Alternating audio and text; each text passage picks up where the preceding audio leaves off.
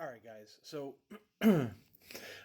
posted the picture of the blade bait with the braided line instead of split rings, and I'm going to start with. I got the question of they want to see a video how I tie it. Not an original of mine by no means. I mean, this is something that a couple of pros started doing. They've been doing it on that. They started on blade baits and actually have been doing it a lot of baits that have just treble hooks. Blade baits have been notorious for losing fish, particularly when you're jigging them vertically. So this is something that's supposed to really, really, really alleviate that. And I'll start with the why in terms of the reasoning behind it. And we just have regular BPS blade bait and with a single split ring. And if you see as I twist that, I get about a half rotation before I can't twist it anymore. And the idea is that particularly when vertically fishing this thing, a lot of head shakes, a lot of twisting around, and eventually what ends up happening is they get enough leverage to pop the hook free. I tried it last year, and it really worked out. Now, for largemouth, I don't think it's nearly as big of a deal. I caught a nice largemouth last year, and he absolutely choked this thing. And you know what? I'm not really worried about that guy coming off. Smallmouth really love to swipe at these baits, and you'll see that you get them a lot of times, and they got one hook in them. So really, really, this will really, really help that. What you'll need to do is, I got one here, no hooks on it. On this one in particular, I'm gonna upsize the hooks. This is a size 6. I typically do a size 8 on these things.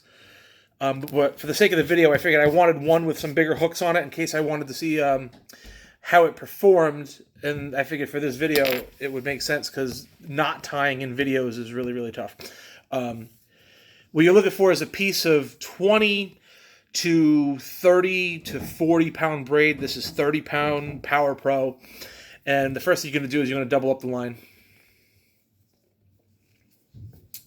Okay, so you double up the line. So you got the looped end here with the 2 tag ends over here. And first thing you're going to do is very easily thread your hook on. Okay. We're going to thread it on the bait. And then we're going to lie this down.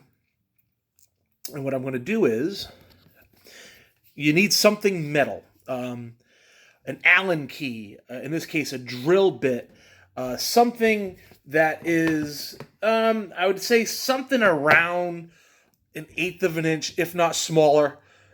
And what you're going to do is you're going to tie it around this. And when you tie it around this, you're going to be able to cinch the knot, and then you can slide the piece out, and you'll be able to take care of cinching it down and leaving enough room so that hook will spin freely. So what we're going to do is, I want to see if I can angle this downward a little bit.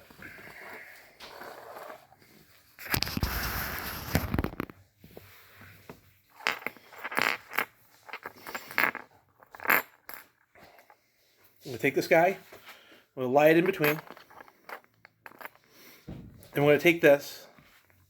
This is the looped end, and we're going to take it, and we're going to double it back on itself, and essentially create a second loop. So if you can see how I did that, I basically doubled the line back on itself. I'll bring it in here a little closer so you can see. Okay, real simple. And then all I'm going to do is take these 2 tag ends. Make sure we put that drill bit back in there. We're going to take these 2 tag ends, and we're going to stick both of them through the loop that we just made. All right, hold it all together, and then just take this and cinch it down and rock it back and forth and cinch this as tight as you possibly can. And then very simply, you're going to tie 3 overhand knots. Okay? And again, as tight as you possibly can get each one individually. There's 2.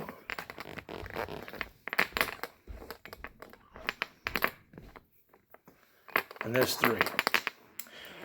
Okay, when trimming the tag ends, you're going to leave the tag ends a little bit long, because what we're going to do is we're going to come in here with a lighter, And we're going to singe these tag ends a little bit so that they don't fray on us.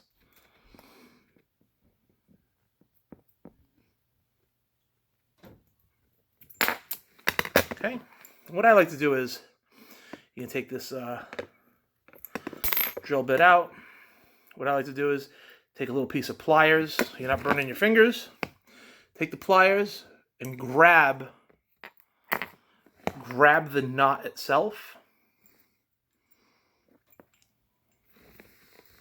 So you know that you're not going to burn the knot. And just singe those down nice. Okay? Before we do anything, let's test it out.